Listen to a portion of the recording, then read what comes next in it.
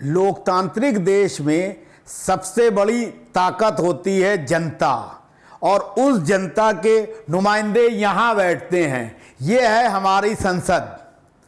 संसद में बैठकर जन कल्याणकारी योजनाओं और कानूनों को बनाया जाता है जो देशवासियों को उन्नति की ओर ले जाए।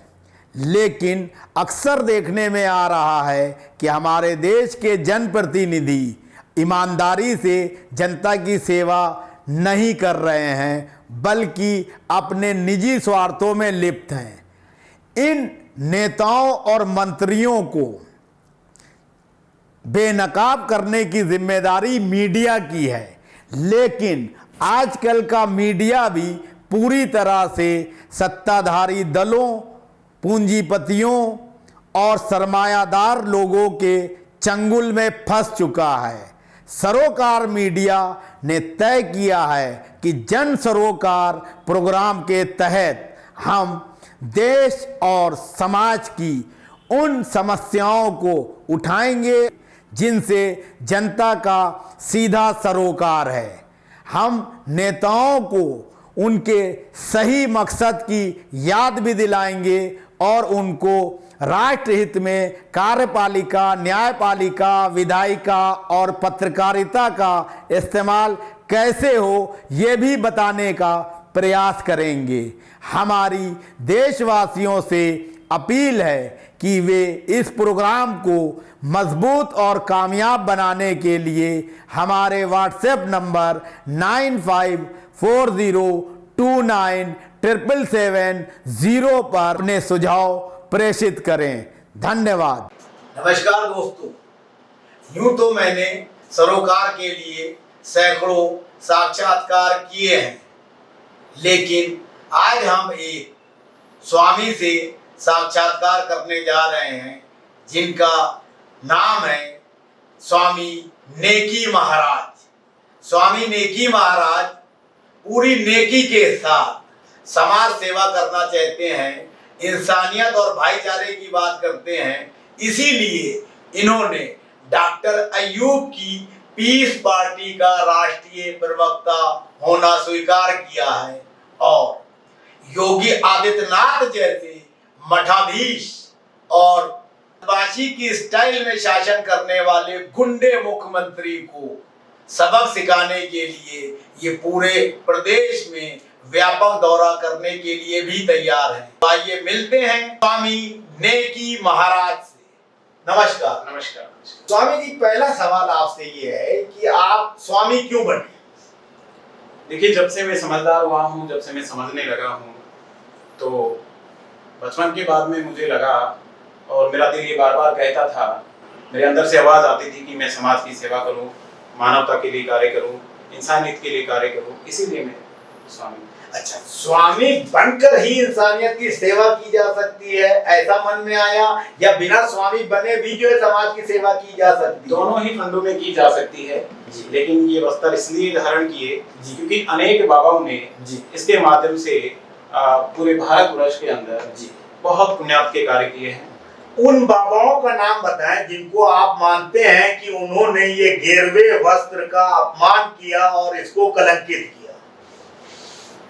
देखा जाए तो देखिए, अब सच्चाई तो क्या है क्या नहीं है उसके बारे में मैं कुछ नहीं कहूँगा पत्रकार महोदय, लेकिन संत आशाराम जी हैं, संत राम रहीम जी हैं, उन्होंने इस वस्त्र को बदनाम किया है।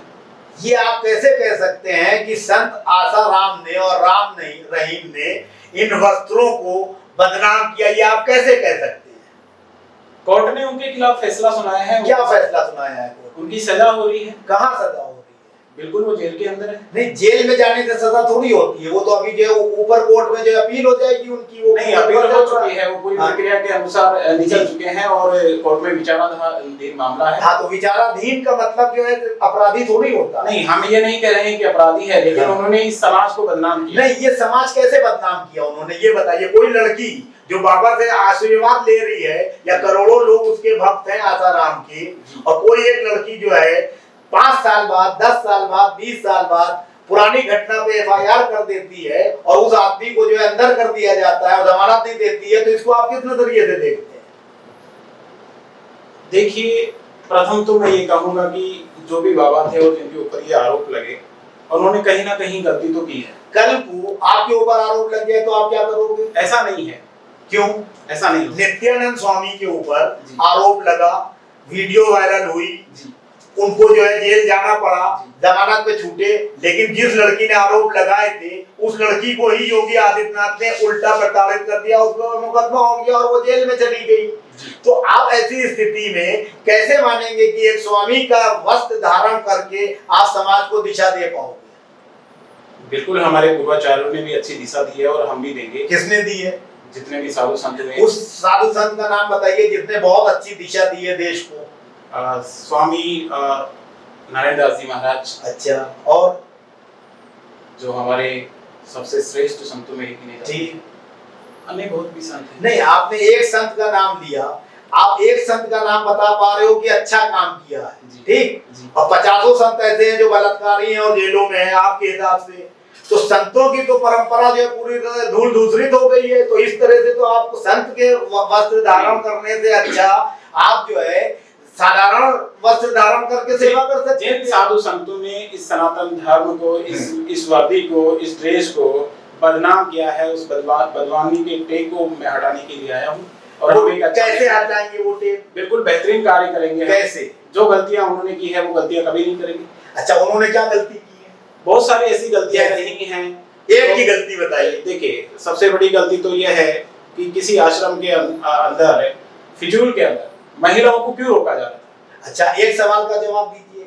आसाराम जेल में है जी, ये वही आसाराम है जिनके आश्रम में वर्तमान प्रधानमंत्री नरेंद्र मोदी और गृह मंत्री अमित शाह और रक्षा मंत्री राजनाथ सिंह और पूर्व प्रधानमंत्री स्वर्गीय अटल बिहारी वाजपेयी, पूर्व उपराष्ट्रपति भैरव सिंह शेखावत, ठीक, ये सब बड़े बड़े नाम है। ये लोग उनके चरणों में जाते थे और आज वो जेल में। कहीं ऐसा तो नहीं है कि उनकी 50,000 करोड़ों की संपत्ति को हड़प करने के लिए उनको जबरदस्ती जेल में रखा गया है? नहीं, ऐसा मैं नहीं मानता हूँ। कुछ ना कुछ अपराध जरूर किया होगा। नहीं, कुछ ना कुछ से क्या मतलब होता है? वो विचाराधीन मामला है और कहीं को सजा सुना। तो विचाराधीन मामले को आप जो है अपराधी कैसे मान लोगे? विचाराधीन तो मुख्तार अंसारी पे भी मुकदमे हैं। विचाराधीन तो मुख्तार अंसारी को आप क्या कहोगे? अब आ जाओ दूसरा सवाल। चलो छोड़ो। देखिए, साधु संतों ने गलती की है। नहीं, साधु संतों ने, अच्छा, जिन्होंने गलती की है, हाँ, जिन्होंने गलती की है, संविधान के अनुसार, कानून के अनुसार उनको सजा मिलनी। अच्छा सुनिए, यही पे कानून के अनुसार चिन्मयानंद स्वामी को सजा मिल रही है? जी, मिल रही है कि नहीं? बिल्कुल, ये कोर्ट का मामला है। नहीं, मिल रही है कि नहीं ये आप बताइए। बिल्कुल मिल रही है। और कहाँ मिल रही है? चिन्मयानंद स्वामी तो बाहर है। सर, बाहर हैं, लेकिन एक केस में चिन्मयानंद स्वामी बाहर होते हैं जिसकी वीडियो भी है। उस लड़की के सिर्फ मुंह से जबान से कह देने से कि आसाराम ने ऐसा किया, वो जेल में है, दोनों में कितना विरोधाभास है। इसका मतलब राजनीति से प्रेरित होकर वो मुकदमा किया गया है।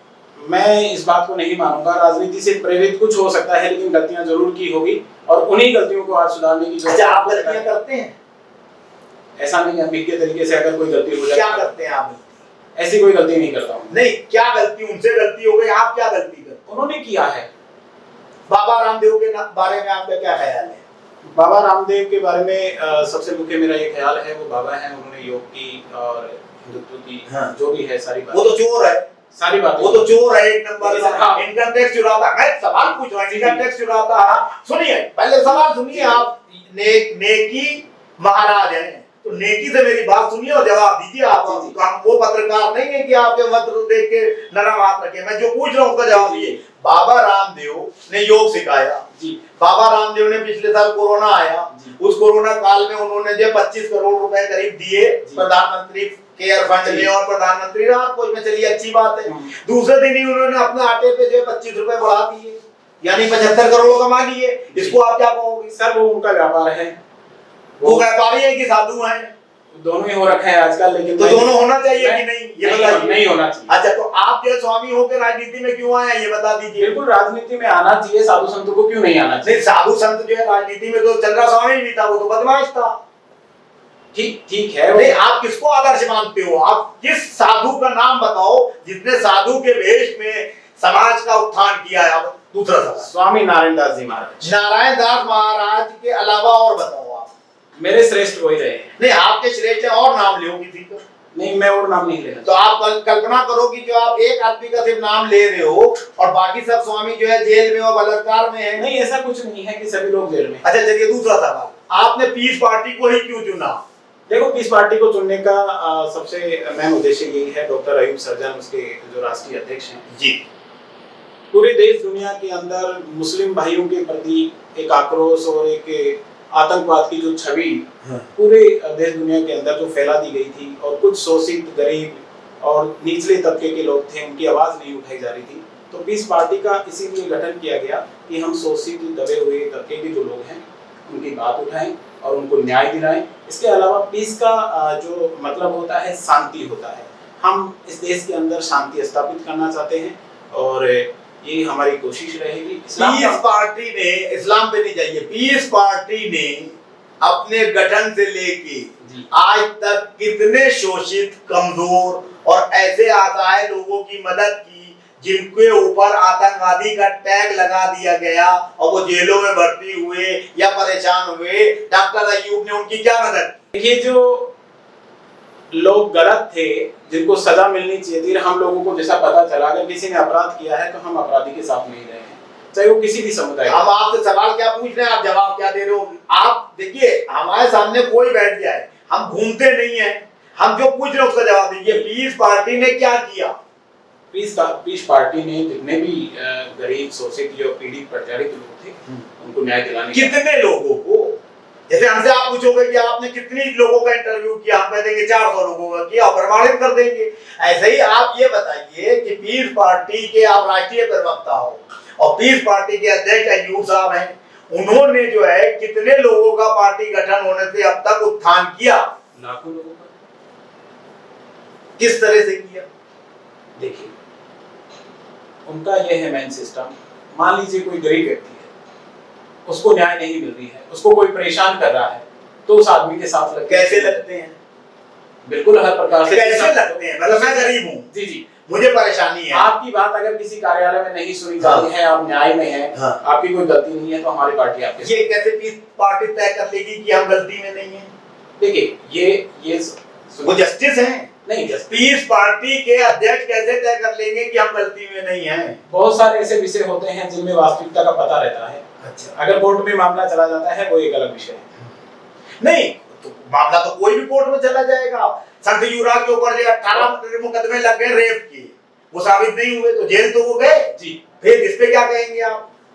वो संत युवराज जी बहस बता पाएंगे। नहीं, हम आपसे कह रहे हैं वो संत ऐसे तो कलंक तो वो भी उन पे लग गया, तो उनको भी छोड़ देना चाहिए सब। नहीं, छोड़ना नहीं चाहिए। अगर उनके ऊपर कुछ एलिगेशन लगे हैं और वो सही हैं, अगर राइट हैं, तो उनको सजा मिलेगी। हमें परेशानी है बहुत ज्यादा। मेरी परेशानी जो है आप और डॉक्टर अयूब कैसे दूर करेंगे?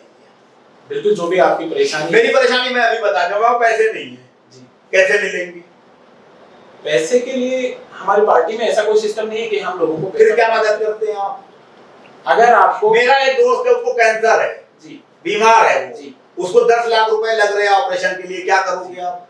पार्टी की तरफ से जो भी किया जा सकता है वो बेस्ट से बेस्ट करेंगे। इसके अलावा जो उसका रिकॉर्ड आपके पास भेजें। जो सत्ता में जो लोग हैं, फिर सत्ता की बात है। डॉक्टर अयूब ने एक आदमी है, डॉक्टर अयूब जो है मुस्लिम समाज के लिए करना चाह रहे हैं, नहीं, ऐसा डॉक्टर नहीं। अयूब ये है, डॉक्टर अयूब नहीं, वो नहीं, है, नहीं। तो फिर डॉक्टर अयूब करेंगे क्या? डॉक्टर अयूब सर्जन मैं उनसे अच्छा तो हाजी मस्तान है जो क्रिमिनल था। सुनिए सुनते रहिए पहले, उनसे अच्छा तो हाजी मस्तान है जो क्रिमिनल था, उसके बाद भी वो पैसा डॉक्टर दे अयूब रहा एक इंटरनेशनल सर्जन है। अच्छा। उन्होंने किसी मुसलमान का ही ऑपरेशन नहीं किया। हाँ, प्रत्येक समाज। फिर यहीं पे आ जाओ, इंटरनेशनल सर्जन, उसको राजनीति में आने का क्या मतलब है? क्यों नहीं, राजनीति के माध्यम से वो बहुत कुछ अच्छा कर सकते हैं। अभी क्या किया उन्होंने राजनीति में? अभी तक क्या किया? राजनीति में अभी हम आए हैं, कितने दिन हो गए? लगभग हमारे को 10-12 साल हो गई है। 10-12 साल में जो है वो एक विधायक जिताया उन्होंने? बिल्कुल, 5 विधायक। 5 विधायक कहाँ हैं?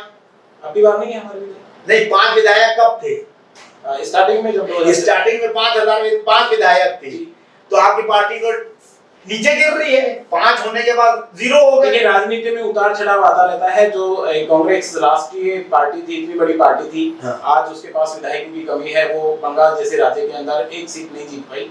ये सब राजनीति में होता है। नहीं तो आपकी पार्टी कांग्रेस तो हुई नहीं मान्यवर, कांग्रेस तो बड़ी पार्टी थी, हमारी शुरुआत है। हाँ शुरुआत में गिर जाओगे तो आगे नहीं, हम गिरे नहीं हैं, हम संघर्ष जीरो हो कर रहे गए, हैं, हम आगे बढ़ रहे हैं। अच्छा आगे बढ़ रहे हैं आप, तो ये बताइए उत्तर प्रदेश के विधानसभा चुनाव होना है जी, इसमें आपका रुझान खुद चुनाव लड़ने का है सारी सीटों पे, या किसी राजनीतिक दल से या गठबंधन से आपके संभावनाएं हैं? अभी हमारी पार्टी की जितने भी पदाधिकारी हैं उनकी मीटिंगें चल रही हैं जी, जैसा भी होगा हम मीडिया में आएंगे और बताएंगे। अच्छा आपकी पार्टी का मेन मुद्दा क्या है?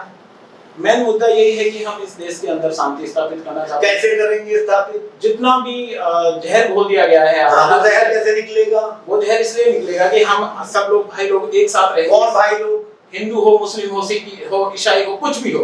तो वो तो मोहन भागवत भी कहते हैं कि हिंदुस्तान में रहने वाला हर आदमी, सुन लीजिए जी। मोहन भागवत जी आरएसएस के प्रमुख हैं, वो कहते हैं कि सभी हिंदू हैं, क्योंकि यहाँ हिंदू मुस्लिम सिख ईसाई जो है, हिंदू नाम की कोई चीज नहीं है, हिंदुत्व जो है उसके अंतर्गत सभी भाई आते हैं, इसलिए किसी के साथ जो है भेदभाव नहीं करना चाहिए, सब मानव मात्र हैं। सनातन धर्म वो भी मानते हैं, आप भी मानते हो, तो फिर क्या प्रॉब्लम है उसमें? इसमें अब आप जो ये बताओ कि आप जो है कैसे कितनी सीटों पे लड़ोगे और आपका मकसद क्या है? हमारा ये अभी तय नहीं हुआ है कि हम इंडिविजुअली चुनाव लड़ेंगे या किसी के साथ। ये कौन तय करेगा? हमारी राष्ट्रीय अध्यक्ष जी के साथ में जो मीटिंगें हैं उसके बाद में। आप क्या चुनाव मतलब अध्यक्ष जी डायरेक्ट फैसला बाल ठाकरे की तरह करते हैं, वन मैन शो, कि आपकी जो कार्यकारिणी आपस में तय करके लोकतांत्रिक तरीके से जो है तय होता है? हम लोकतांत्रिक तरीके से सब लोग बैठते हैं साथ में, उसमें हमारे प्रदेश अध्यक्ष संजय गुर्जर साहब भी बैठते हैं जी, और तमाम लोग हम बैठ के उसके बाद। संजय गुर्जर साहब उत्तर प्रदेश के जो है प्रदेश अध्यक्ष हैं जी, और राष्ट्रीय अध्यक्ष जो है अयूब साहब हैं जी। अच्छा अब ये बताइए, आप इतने बड़े चुनाव में जी। आप योगी आदित्यनाथ से कैसे निपटेंगे, क्या रणनीति उस पे जो है जरा थोड़ा प्रकाश डालें? देखिए योगी आदित्यनाथ अब कुछ नहीं रहे हैं यूपी के अंदर। ये सुनिश्चित है कि वहां पे सत्ता परिवर्तन होगी और हम बेहतरीन परफॉर्म करेंगे। किसका सत्ता परिवर्तन होगी तो कौन सत्ता में आएगा? हम आएंगे सत्ता में, और कौन आएगा? किसके साथ आएंगे? हम अकेले भी आ सकते हैं। आप अकेले आ जाएंगे? क्यों नहीं आ सकते? 403 सीटों पे क्यों नहीं आ सकते? अच्छा चलिए ये बहुत अच्छी बात है, आपको क्यों नहीं आ सकते? आप आ सकते हैं। अगर किसी से गठबंधन होता है या हम लोग करते हैं तो अलग विषय है। क्यों नहीं आ सकते? अच्छा तो आप आएंगे तो उसके लिए क्या रणनीति है? इतने बड़े प्रदेश में चुनाव लड़ने के लिए खरबों रुपए चाहिए, वो कहां से लाएंगे? नहीं सर, ऐसा कुछ नहीं है। हमें वोट चाहिए, जनता हमें मोहब्बत कर रही है, हमें प्यार दे रही है, रुपए की बात नहीं तो प्यार दे रही है, मोहब्बत कर रही है, उसके बाद भी एक भी विधायक नहीं, ये कैसा प्यार है जनता का? नहीं सर, ये क्या है कि कुछ एक वजह से हो सकती है कि पिछले टाइम में कि पूरा बूम था बीजेपी का और उसके अंदर हम नहीं जीत पाए। लेकिन हमने जब से पार्टी बनी है अच्छी मेहनत की है लोगों की सेवा। तो इस बार आप 403 सीटों में सत्ता में कैसे आ जाएंगे, वो गणित बताएं। ये उस टाइम में तय किया जाएगा कि हम 400 सीटों पे चुनाव लड़ रहे हैं या कुछ सीटों पे चुनाव लड़ रहे हैं। अच्छा आप ये बताइए कि भारतीय जनता पार्टी बकौल आपके वो तो सत्ता से जा रही है जी, तो आप भी आ सकते हैं जी। आपके अलावा और किसकी संभावना आप महसूस करते हैं एक प्रवक्ता और राजनीतिक होने के नाते? नहीं, मुझे और किसी का नहीं लगता है कि और कोई पार्टी है जो सरकार बना पाएगी। अच्छा आप जो है जो एमएलएज हैं जिनको जब टिकट देंगे तो उन एमएलएज को जो है कुछ आप फंड अपनी तरफ से देंगे कि उनसे कहेंगे कि अपने आप जो पैसा खर्च करो? पार्टी प्रोटोकॉल के अनुसार जो बेस्ट होगा वो हम करेंगे। नहीं पार्टी प्रोटोकॉल क्या है? जो भी हमारी पार्टी कुछ बनाया होगा ना आप, जो लोकतांत्रिक व्यवस्था है। लोकतांत्रिक व्यवस्था है, ऐसा है, लोकतांत्रिक व्यवस्था है। जो भी हम उस टाइम में तय करेंगे वो है, लेकिन जितने भी हमारे प्रत्याशी उतारे जाएंगे उनकी हर प्रकार से हम मदद करेंगे। आप मायावती की तरह टिकट लेने के लिए पैसे तो नहीं मांगेंगे? नहीं, ऐसा कुछ नहीं है। अगर ऐसा कुछ होता तो हमारी पार्टी नहीं। अच्छा ये बताइए कि आपको जो है अगर आप गेरुआ वस्त्र पहने हैं जी, तो आपको राजनीति करना क्या आसान हो गया है, या बिना गेरुए वस्त्र पहने भी आप राजनीति कर सकते थे? राजनीति दोनों में की जा सकती है, लेकिन मुख्य बात यह है कि अगर बाहर से ही सब कुछ हो जाता तो योगी आदित्यनाथ जी विधानसभा नहीं जाते। तो हमें लगा कि हम इस माध्यम से। अच्छा इसका मतलब ये है कि पहले जो है आदमी चुनाव लड़े पार्टी, या पहले ही उतार दे, और या बाद में योगी आदित्यनाथ क्योंकि एक गेरवा वस्त्रधारी थे, इसलिए हिंदुत्व के मामले को लेते हुए राष्ट्रीय स्वयं सेवक संघ अमित शाह और मोदी जी ने वो चुनाव लड़े भी नहीं और उनको मुख्यमंत्री बना दिया। इस तरह से आप गेरवा वस्त्र पहन के ये कल्पना कर रहे हो और ये उम्मीद कर रहे हो कि उत्तर प्रदेश में जब विधानसभा के चुनाव होंगे तो आपको मुख्यमंत्री बना दिया जाएगा क्योंकि आप पहले से ही चुनाव मैदान में हो। नहीं सर, ऐसा कुछ नहीं है। अगर हमारे को जनादेश मिलता है तो इसका मतलब ये है कि योगी आदित्यनाथ में कोई योग्यता नहीं है, सिर्फ इसलिए मुख्यमंत्री बना दिया गया क्योंकि वो गेरवे वस्त्र पहनते हैं। नहीं, ऐसा भी नहीं है। योग्यता है, ऐसा भी नहीं है कि उनके अंदर योग्यता नहीं होगी, वो सांसद रहे। नहीं, उनके में योग्यता है। ऐसा देखिए, हम नहीं, मैं सवाल पूछ रहा हूं, योग्यता है कि नहीं है? नहीं सर, वो योगी, अच्छा योगी योग्य है कि अयोग्य है? सीधा सवाल। सीधी सी बात यह है, अगर वो बेस्ट कार्य करते हैं तो अच्छा है, और अगर वो अच्छा कार्य नहीं करते हैं तो अभी वो बेस्ट कार्य कर रहे हैं कि नहीं कर रहे हैं? अभी मेरे अनुसार वो बेस्ट कार्य नहीं कर रहे हैं। जिस प्रकार से कोरोना काल के अंदर वो बिल्कुल विफल हो गए हैं। तो इसका मतलब भारतीय जनता पार्टी और आरएसएस को उनको बदल देना चाहिए। वो उनकी पार्टी है, वो लोग तय करेंगे क्या होगा क्या नहीं होगा, हम तय करने वाले कौन हैं? नहीं, आप उनको अक्षम मुख्यमंत्री के तौर पे मानते तो हैं, प्रचारित तो यही करेंगे चुनाव में। बिल्कुल करेंगे। अच्छा ये बताइए कि आप जो है अगर चुनाव लड़ेंगे तो आप कहां से चुनाव लड़ेंगे, ये बताएं। योगी आदित्यनाथ जी के खिलाफ चुनाव लड़ूंगा। योगी आदित्यनाथ अगर चुनाव खुद नहीं लड़ते हैं तब आप क्या करेंगे? फिर सोचूंगा, विचार करूंगा, वो उस टाइम की बात है। अगर वो चुनाव नहीं लड़ते हैं तो वो उस समय की बात है। अच्छा, अगर मान लीजिए भारतीय जनता पार्टी और आरएसएस चुनाव से ऐन पहले गेरवा वस्त्रधारी मठाधीश योगी आदित्यनाथ को हटा देती है और किसी सफेद कपड़े पहने हुए व्यक्ति को जो है मुख्यमंत्री बना देती है, उस स्थिति में आप क्या करोगे? अब ये लड़ाई हमारी किसी मुख्यमंत्री से ही नहीं रही है, वहां की नहीं, मैं कपड़ों की बात कर रहा हूँ कि गेरवे वस्त्रधारी नहीं अगर हटा दिया जाता है और कोई शर्ट पैंट वाला ऑर्डिनरी पर्सन बना दिया जाता है तो उस स्थिति में आप क्या करोगे? आप भी कपड़े बदलोगे अपने? नहीं, या गेरवे में ही बिल्कुल नहीं बदलेंगे, बिल्कुल नहीं। तो गेरवे का क्या एडवांटेज है आपको, ये बता दो जो नहीं बदलोगे आप। क्यों बदलेंगे? एडवांटेज ये वस्त्र कोई योगी आदित्यनाथ के पीछे नहीं पहने हैं हम जी। बेशक वो संत हैं, उनका मैं सम्मान करता हूँ। संत युवराज भी हैं, वो कई बार जो है बलात्कार के मामले में गए हैं, तो दोनों संतों में आप किसको सही मानते हैं, योगी आदित्यनाथ या संत युवराज? दोनों जो संत हैं, हाँ। दोनों जो संत हैं उनमें अगर देखा जाए तो मेरे हिसाब से वो दोनों की लीलाएं अलग हैं। मैं किसी को अच्छा और बुरा नहीं कहूँगा। नहीं, आप जो है स्वामी हैं, आप जो समाज सुधार के लिए आए हैं, आप राजनीति में परिवर्तन के लिए आए हैं, तो आपको तो ये बताना पड़ेगा जनता को कि इन दो कमीनों में से कौन कम है और कौन ज्यादा है। वो देखिए, एक हम संत हैं तो हम ऐसा शब्द नहीं बोलेंगे किसी को अशोभनीय। उस शब्द बोलने से अशोभनीय कार्य करना संतों पे शोभा देता है और शब्द बोलना अशोभनीय होता है। जिन्होंने चाहे वो संत युवराज जी हो, चाहे संत योगी आदित्यनाथ जी हो, हम हमारी पार्टी की तरफ से भी यही है और ये व्यक्तिगत मेरी तरफ से भी यही है कि मैं अशोभनीय भाषा किसी को नहीं। अशोभनीय कार्य करने वाले आदमी के ऊपर अशोभनीय भाषा में सम्मानित है वो। ये माननीय स्वामी नित्यानंद जी, स्वामी जी आपने लड़की के साथ बलात्कार किया, धन्य है आप, आपको तो जेल भी नहीं जाना चाहिए, ये बोला जाए ऐसे लोगों के लिए?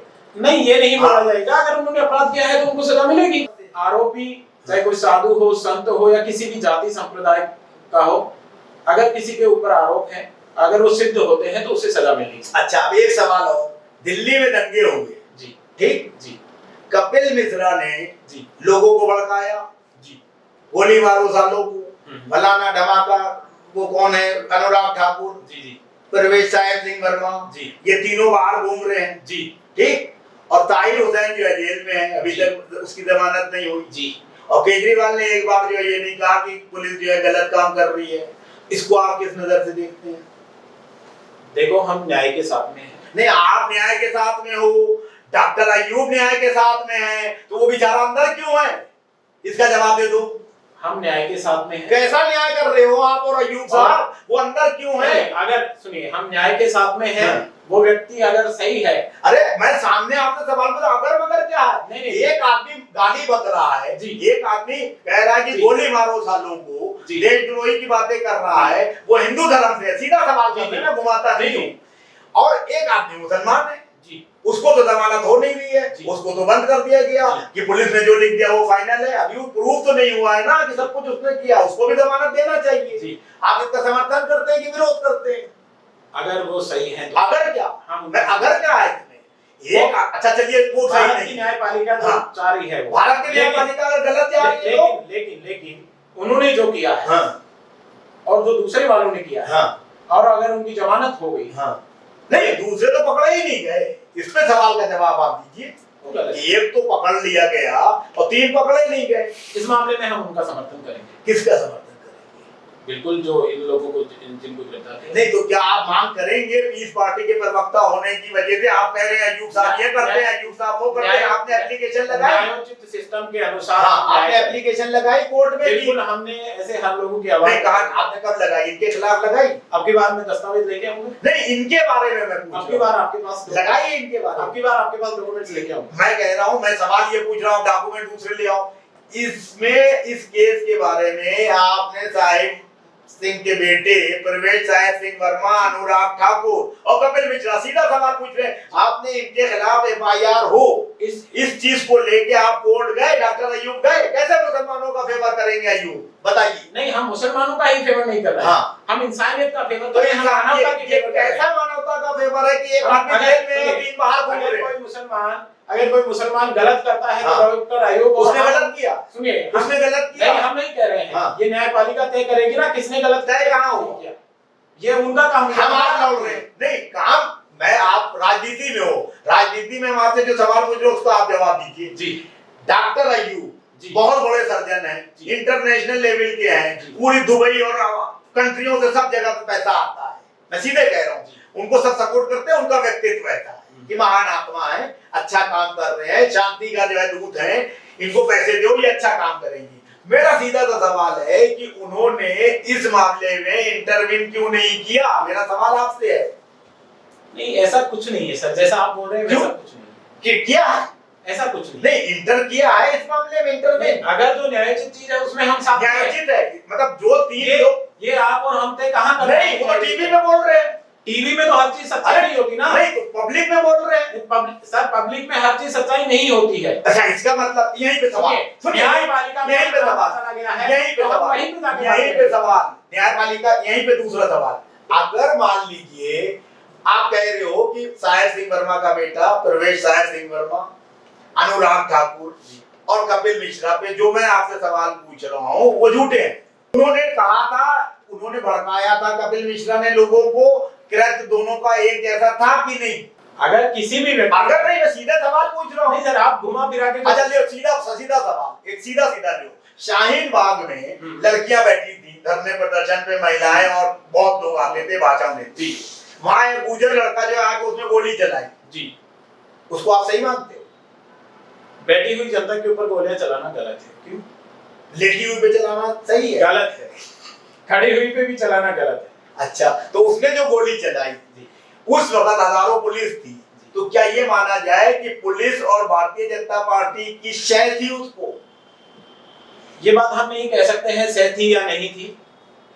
अच्छा आप नहीं कई बार तो आप कैसे सेवा करोगे समाज नहीं के सर, सामने? आपको नहीं सर, उसमें पलट नहीं मारते सर, हो कई बार हो सकता है वो लड़का गुजर था। हाँ अगर और कोई समाज का होता और कोई जाति धर्म का होता नहीं, हम गुजर की बात नहीं कर रहे हैं, मैं ये पूछ रहा हूँ उसने गोली चलाई, उसमें शय किस थी? हम कह रहे हैं गुजर नहीं था, वो मोहम्मद सलमान था, मोहम्मद सलमान व्यक्ति उसने, चलिए मैं गुजर को छोड़ दीजिए, मैं कह रहा हूँ वो एक इंसान था, उसने वहां आके गोली चलाई पुलिस की मौजूदगी में, इसको आप किस नजर से देखते हैं? व्यक्ति जिस टाइम में जो काम यहाँ पे हो रहे थे, आंदोलन जो हो रहा था उसको लेके, या जिस प्रकार से परेशान होके भी गोलियां चला सकता है, या हो सकता है कि उसकी मानसिक स्थिति अच्छी नहीं होगी। बिल्कुल सही। क्या योगी आदित्यनाथ सभी के लिए बराबर? अच्छा क्या योगी आदित्यनाथ ने जी CA/NRC के मामले में जो लोग प्रदर्शन कर रहे थे उनके पोस्टर जो है लखनऊ में लगवाए थे वो सही था? गलत। दूसरा सवाल, अगर योगी आदित्यनाथ जी मुख्यमंत्री होते हुए जी ऐसी भाषा का इस्तेमाल करते हैं कि बदमाशों को या तो यूपी छोड़ देना चाहिए जी ठीक है, या गोली खाने के लिए तैयार होना चाहिए, इसको किस नजर से देखते हैं? बदमाशी किसी भी क्षेत्र में नहीं होनी चाहिए, चाहे वो यूपी हो, राजस्थान हो, हिमाचल हो, किसी भी क्षेत्र में। नहीं तो इसको रोकेंगे कैसे? योगी आदित्यनाथ मुख्यमंत्री है कि बदमाश है, ये बताओ पहले। उनके पास पूरा पुलिस प्रशासन है, सारा लोग लगे हुए हैं। तो न्यायालय क्या करेंगे? गोली योगी आदित्यनाथ मार देंगे, न्यायालय क्या? किसी को गोली मारना गलत है, फिर न्यायालय क्यों है? अच्छा गलत है तो विकास दुबे को जब उसने समर्पण कर दिया था तो लाते हुए गाड़ी पलट गई या पलटा दी गई, उसमें हम नहीं जाना चाहते हैं, उसका जो एनकाउंटर हो गया, क्या वो सही था? विकास दुबे का जो एनकाउंटर हुआ है, अगर वो भाग के गए हैं, गाड़ी पलट गई और उसके बाद में जो फिल्म बताई गई, आप जैसे ही पत्रकार लोगों ने कि मेरे जैसा तो कोई पत्रकार है ही नहीं, पहले तो आप ये समझ लो। उन दलाल पत्रकारों से मेरी तुलना ना करो आप, कि आप जैसे पत्रकारों ने, अगर हमारे जैसे पत्रकार पैदा होने लगे ना तो देश कहां से पहुंच गया। सुनिए नाम तो पत्रकार है। नहीं हमारे जैसे नहीं, सुन लीजिए। ऐसे हम कहें कि आसाराम जैसे जो है आप, ऐसे हम कहें आप आसाराम जैसे हो, खड़े हो यहाँ, आप चंद्रा स्वामी जैसे हो, आप स्वामी चिन्मयानंद की तरह बलात्कारी हो, तो आप उन दलालों से हमें ना दो, वो भी पत्रकार, साधु तो आप भी हो, इसका जवाब दे दो। नहीं हम ये नहीं कह रहे हैं कि आप ही हो, लेकिन पत्रकारों ने बताया वो कि विकास दुबे, उन्होंने राइफल निकाली, वो भागता हुआ गया, फायरिंग, ये सारी चीजें आप एक और अगर पुलिस पे वो अगर फायरिंग कर रहा है, प्रथम तो उन्होंने जो करते किया वो गलत था। फिर अगर गाड़ी भी पलटी और आप मेरे राइफल लेके, तो वो राइफल क्यों लेगा जो आदमी आत्मसमर्पण कर रहा है? इसका जवाब क्यों नहीं ले सकता है? अरे एक आदमी फिर वो आता ही क्यों?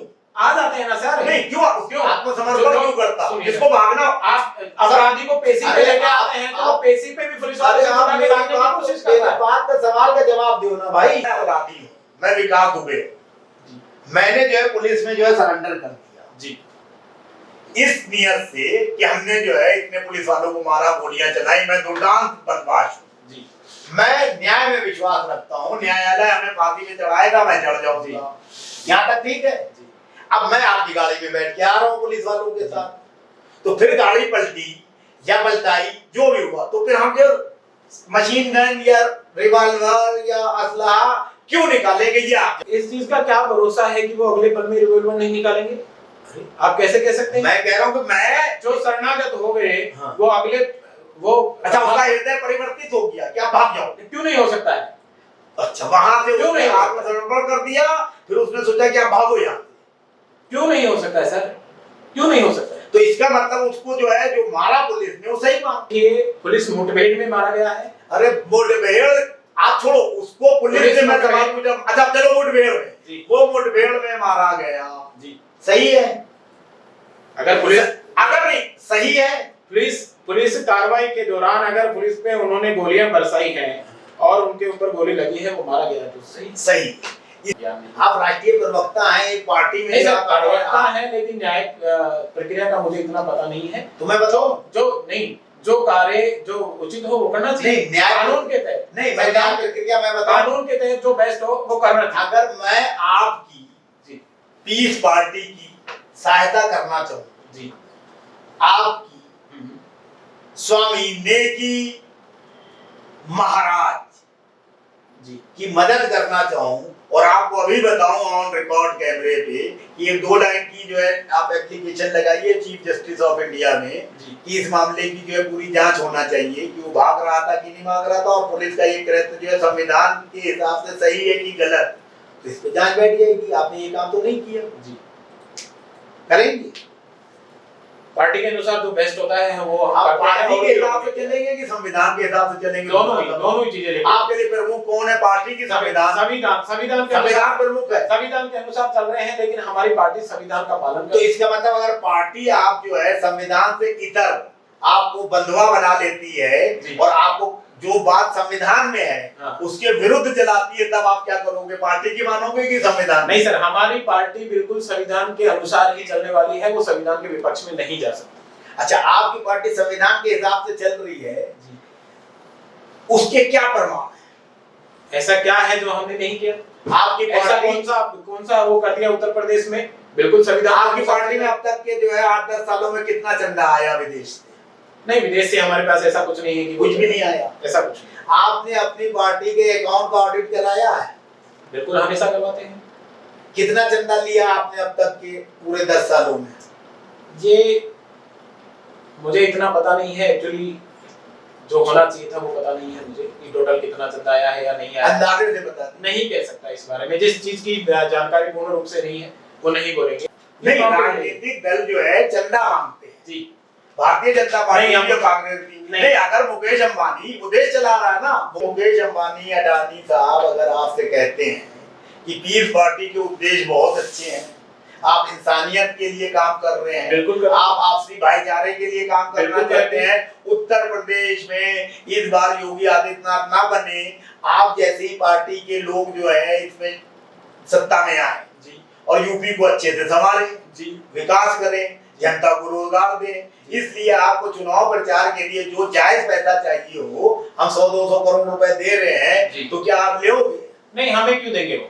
नहीं, वो देते हैं सबको। नहीं, हमें नहीं दे सकते। अच्छा, आपको नहीं देंगे? नहीं देंगे। तो आप सब खर्चा कहाँ से चलाओगे? सर हमारा पूरा अच्छा सिस्टम है खर्चा चलाने का। आपको विदेशों से आता है? नहीं, मुस्लिम कंट्री से। देखिए सर, लोग कुछ भी कह सकते हैं, विदेश से आता है नहीं आता है, एलिगेशन मेरे पर भी बहुत लगते हैं। अच्छा, एक सवाल का जवाब दीजिए, क्या डॉक्टर अयूब ने जी आपको राष्ट्रीय प्रवक्ता इसलिए बनाया है कि आप स्वामी नेगी महाराज हो और गेरवे वस्त्र पहनते हो, ताकि वो जो है हिंदू समाज में भी एक मैसेज दे सके कि उनके साथ भी हिंदू लोग हैं?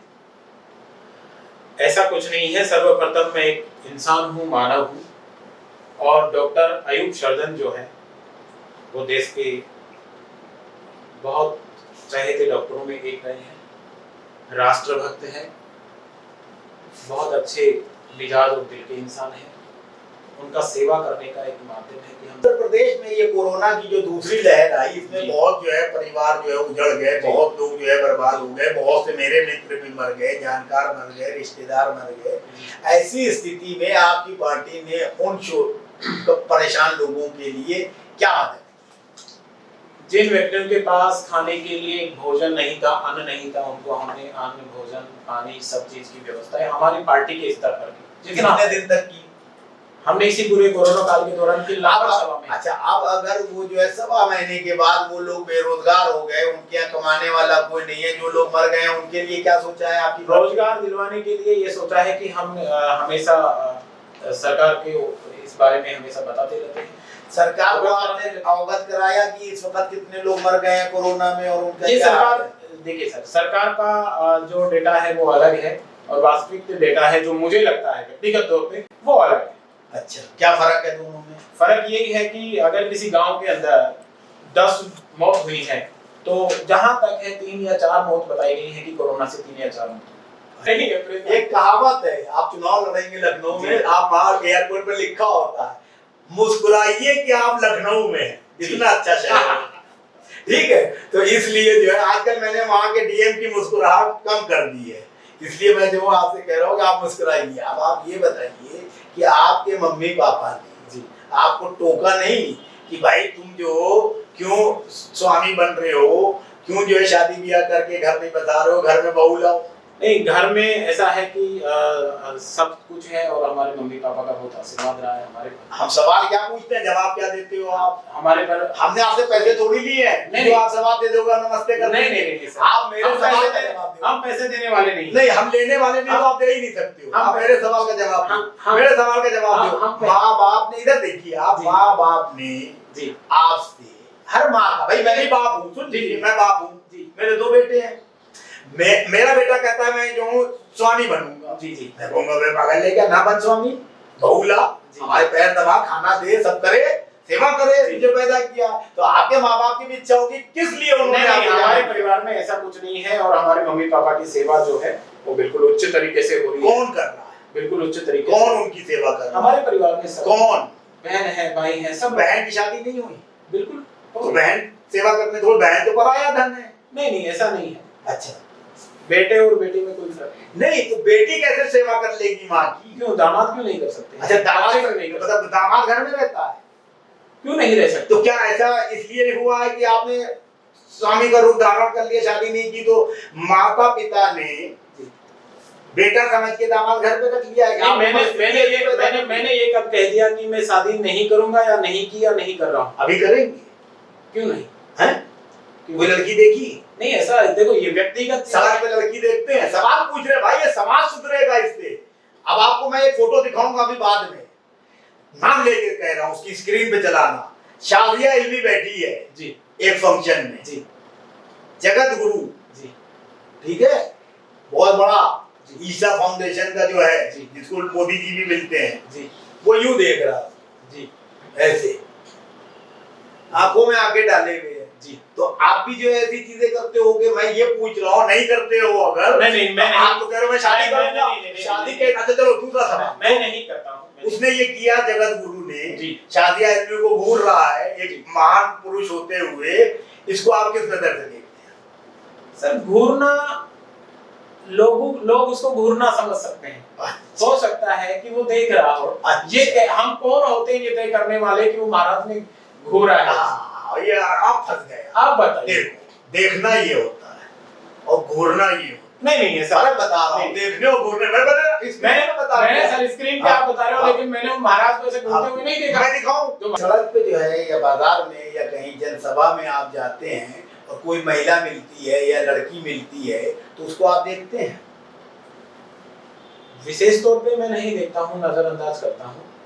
अगर कोई मेरा परिचित हो या किसी से मुझे काम हो तो मुझे देखना चाहिए और उसको आवाज देनी चाहिए या उसको रुकवाना चाहिए। अगर कोई काम हो तो बात करेंगे। अच्छा, देखना और घूरना जी, इसमें क्या फर्क आप समझते हैं? देखो नजर का फर्क है, नजरिए का फर्क है। चाहे वो महिला हो या कोई भी हो, मैं घूरने को गलत ही समझता घूरने को गलत ही समझता हूं। गलत ही समझते हैं। हम ये जानना चाह रहे हैं कि कोई पुरुष जी किसी महिला को जी घूर रहा है या देख रहा है, इसमें अंतर कैसे करेंगे? देखो घूरने का मतलब यह है कि उसको बहुत गुस्से में देख रहा हो, एक अलग बिल्कुल शरीर का एक अलग ही वो बना लेता है कि जैसे मतलब कि कुछ कहना चाह रहा हो या कुछ ऐसी प्रकार की होगी, नफरत की हो उससे, और फिर उसको घूरा जाए। गुस्से में जी देखना और उससे शारीरिक संबंध बनाने के लिए देखने में क्या फर्क है? सर इस चीज का मुझे कोई ज्यादा देखो, देखने का विषय ये है कि मेरे सामने से कोई जा रहा है तो उसको मैंने देख लिया, मतलब दिख तो गया, ऐसा तो है नहीं कि वो नहीं दिखा, लेकिन उसको मैंने पूर्ण रूप से ऐसे बिल्कुल ऐसा ही नहीं देखा कि मैंने इसको देखा ही। संभवतः जो है पहले आम आदमी पार्टी की संस्थापक सदस्यों में रही शादिया इल्मी जी और अब बीजेपी में है जी, वो बैठी हैं अग्रिम पंक्ति में जी और ईशा फाउंडेशन के सर्वे सर्वा आप ही की तरह के गुरु माने जाने जी जी ठीक, वो बैठे हुए हैं। वो कुछ इस तरह से देख रहे हैं कि वो पिक्चर को देख के पता चलता है कि वो देख नहीं रहे हैं, उसको निहार रहे हैं। इस पे आप क्या कहेंगे? वो उनका व्यक्तिगत दृष्टि है, अगर उसको निहार रहे हैं या घूर रहे हैं तो मैं कहूंगा अगर निहार रहे हैं और एक संत है या जो भी, गलत पॉलिटिकल पार्टी है। हम आपको जवाब देना पड़ेगा, नहीं, जवाब देना चाहिए। वो उससे संत को ही पूछे तो बेस्ट रहेगा। नहीं, वो संत वो सही कर रहा है या वो महिला वहां बैठ के सही कर रही है? नहीं सर, वो अब हम तय नहीं कर सकते हैं कि वो संत सही है या महिला सही है। मैं तय नहीं कर पाऊंगा इसमें। नहीं, आप तय नहीं कर पाएंगे तो समाज को आप दिशा कैसे देंगे? बिल्कुल हम दिशा मान लीजिए आप नेता बन गए जी और आप एमएलए बन गए जी, और आपके पास मुकदमा आता है कि एक कोई व्यक्ति आपसे कहता है कि मेरी जवान लड़की जो है एक फंक्शन में बैठी थी और एक गेरवेधारी या दूसरे कपड़े पहने हुए साधु महात्मा वो उसको निहार रहा था या घूर रहा था, वो आरोप लगाता है, तो आप उसका फैसला कैसे करोगे? पहले सर मेरे को विधायक तो बन जाने दीजिए। हम मान लिया आपको विधायक, मानना अलग बात है, बनना अलग बात है। आप पीस पार्टी के राष्ट्रीय प्रवक्ता की हैसियत से उत्तर प्रदेश वासियों और देशवासियों और साधु संतों, स्वामियों, बलात्कारियों, अपराधियों, महिलाओं, खास तौर से खूबसूरत महिलाओं के लिए आप क्या कहना चाहेंगे सामने कैमरे पे? देखिए, प्रथम बात यह है सर, इसमें खूबसूरती, जाति, धर्म, ये सब चीज हमारी पार्टी में नहीं है। मैं यही कहना चाहूंगा, यही मेरा एक छोटा सा संदेश है कि हम सब मिलकर अपने राष्ट्र के लिए बेहतर से बेहतर कार्य करें, देश में शांति व्यवस्था बनाए रखें, जाति धर्म में या जो भी अनेक अनेक प्रकार से राजनीति में जो आजकल नए जो फंडे आ गए हैं उनकी तरफ नहीं ध्यान दें और हमारे देश के अंदर शांति और अमन लेके आए। नमस्कार दोस्तों, सरोकार मीडिया यूट्यूब चैनल को मजबूती देने के लिए हमारे चैनल को सब्सक्राइब करें और बेल आइकन को दबाएं ताकि लेटेस्ट वीडियो आप तक सीधे पहुंच सके। धन्यवाद।